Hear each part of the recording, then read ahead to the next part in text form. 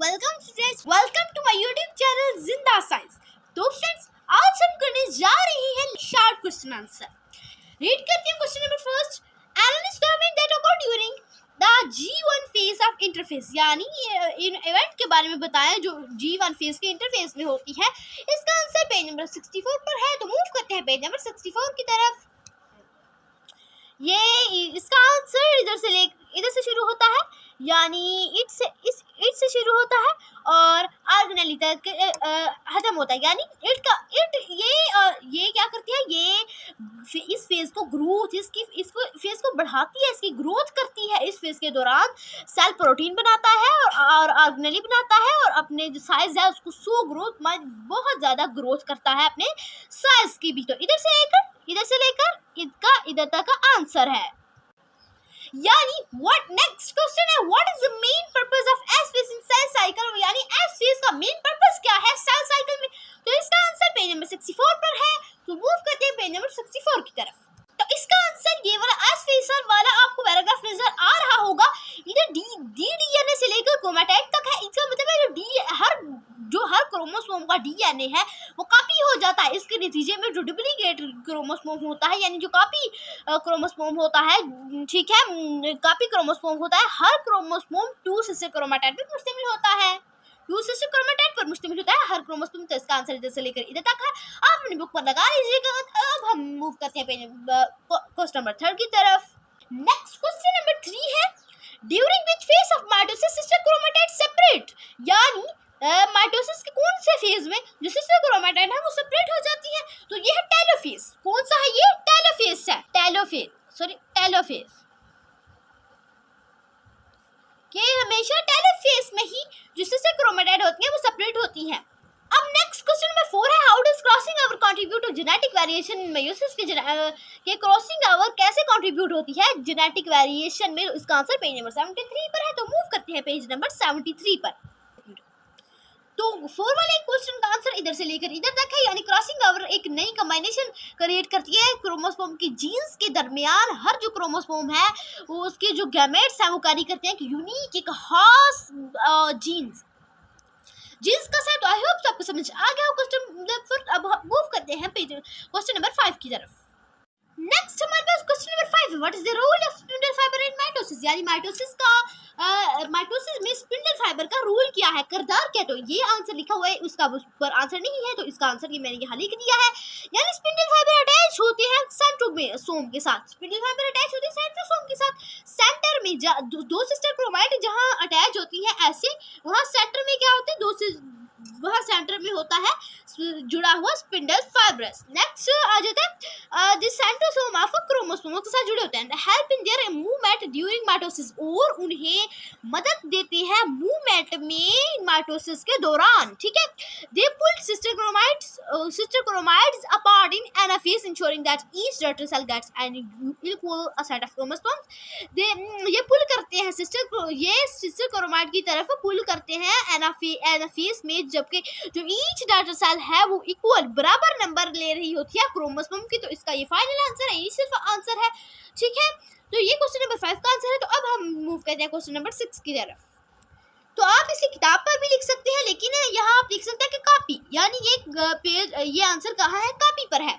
Next आ जाता है question number 6, how is cytokinesis animal cell different from plant cell, यानी साइटोकाइनेसिस एनिमल की साइटोकाइनेसिस प्लांट सेल की साइटोकाइनेसिस से कैसे डिफरेंट है, मुख्तलिफ है। इसका आंसर भी यहाँ दिया गया है, बुक में नहीं दिया गया, मैंने कॉपी पर लिख लिया, तो आप वहाँ से देखकर देख सकते हैं आप। ये इसका आंसर है, यानी ये इसका फर्स्ट जो डिजिट है वो है, इधर साइटोकाइनेसिस आता था, यानी cytokinesis occur through a cleavage फोरो, यानी साइटोकाइनेसिस से क्लीवेज फोरो ऊपर से नीचे की तरफ इस तरह जो होती है वो क्लीवेज फोरो की वजह से साइटोकाइनेसिस एनिमल सेल में होता है, that pinch the cell into 2, जो कि सेल को पिच कर देती है। ऐसे जब वो ज़्यादा माइक्रोफिलामेंट बनाने की कोशिश करती है, 2 सेल में पिच कर देती है। तो ये एनिमल सेल का साइटोकाइनेसिस और प्लांट सेल का सेल प्लेट, ये पहले पेज पर लिखा हुआ है, cell plate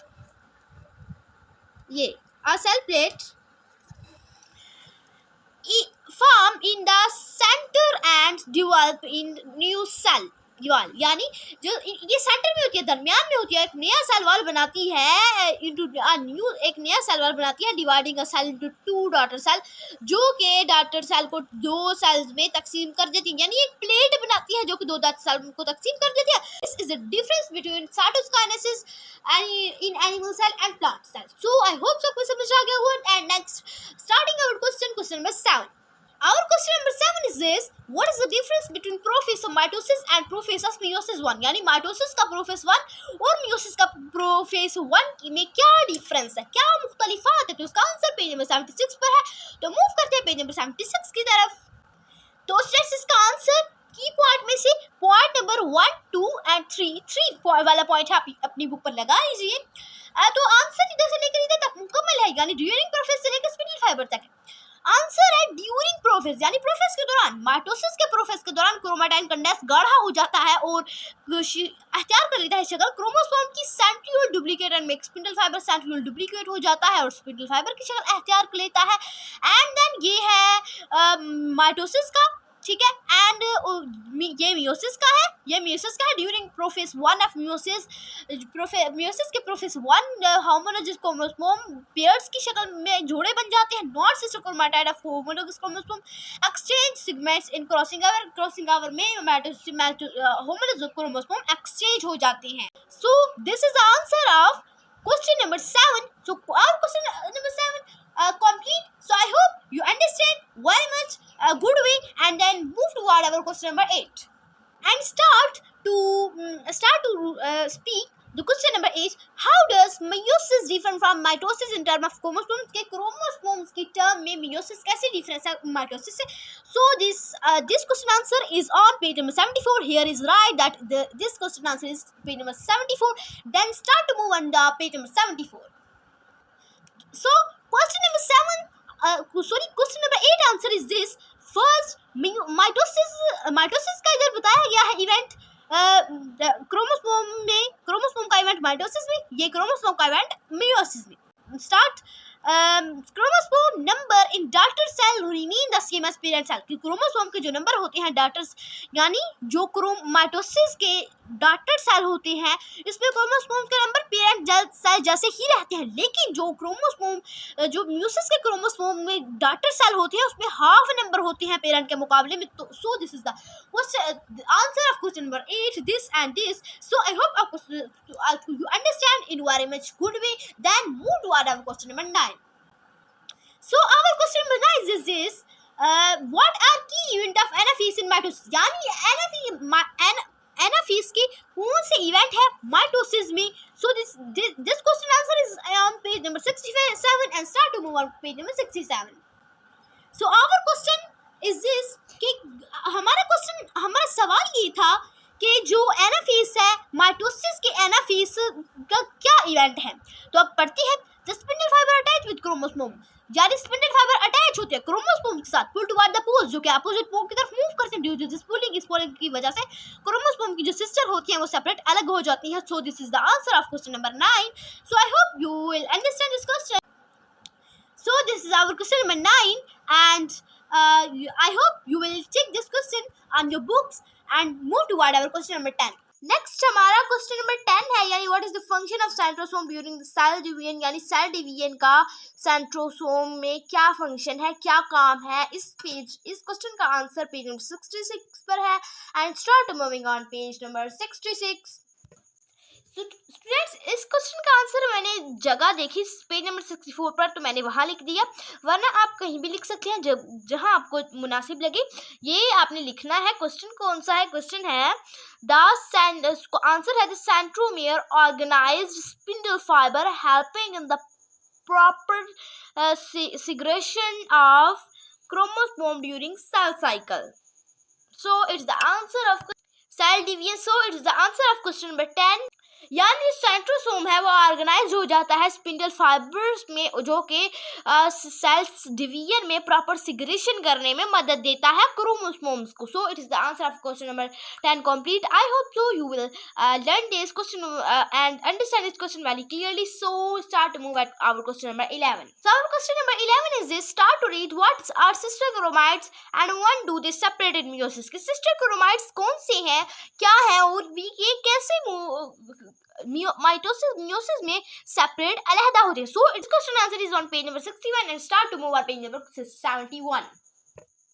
So our question's answer is this question answer is question number 11. Start to read the question number 11. Sister chromates are two identical copies. Sister chromates are two identical copies of a single chromosome. यानी जो sister chromates होती हैं दो identical copies होती हैं किसकी, chromosomes की, by a centromere, एक centromere के साथ, that are formed during DNA replication. जो कि DNA replication होती है, DNA copy होती है, तो तब ये बनता है DNA replication in the S phase of cell cycle. यानी ये cell cycle के S phase में बनता है जब DNA की replication होती है. अब sister chromate क्या है? sister chromate two identical copies है. So our question number 11 is complete. So I hope so you understand this question well clarification, and then start to move at question number 12. So students, this is our question number 12. Start to read our question. Our question is this: how is mitosis related to the process of regeneration? कि कैसे जो mitosis है वो regeneration के process से ताल्लुक रखती है. So its question answer is on page number 68 and start to move page number 68. So our last question answer is this. Its answer is on page number 68 and let's start to read our answer of question number last. Okay. Regeneration. Some animal can regenerate part of a body. जैसे यहाँ लिखा हुआ है कि कुछ animals, कुछ जानवर अपनी बॉडी के पार्ट्स को रीजनरेट कर सकते हैं. फॉर दिस पर्पस, इस पर्पस के लिए they form new cell by mitosis. न सेल रिमेनिंग पार्ट्स, यानी जो रिमेनिंग पार्ट्स होते हैं उनमें ज़्यादा सेल पैदा कर रहे होते हैं, तभी उनकी जो बॉडी पार्ट्स दोबारा गिरा है वो रीजनरेट हो चुका है. जैसे कि छिपकली होती है, उसकी अगर दुम गिर जाए, टूट जाए, तो फिर वो दोबारा उसकी दुम अगर कुछ महीनों बाद हम देखें तो रीजनरेट हो चुकी होती है. तो this is the cause of mitosis. Okay, ये माइटोसिस की वजह है कि वो रीजनरेट उसकी दुम हो जाती है, क्योंकि वो फिर उसके जो रिमेनिंग पार्ट होती है उसमें वो सेल को बढ़ाती है, फिर उसकी जो बॉडी जो पार्ट होता है वो जनरेट हो जाता है. And it's common example is starfish, which is in book. So students, we complete our complete question, that 1 to 12 question. So I hope so students you understand this question with very clarification, and you understand my topic with very clarification. If my teaching method is good for you, then you need to subscribe my channel for more 9th class biology videos, and if you like my video, then you must need to select the like button. And students, today our lecture is complete. So Allah Hafiz, thanks for watching, and don't forget to subscribe my channel.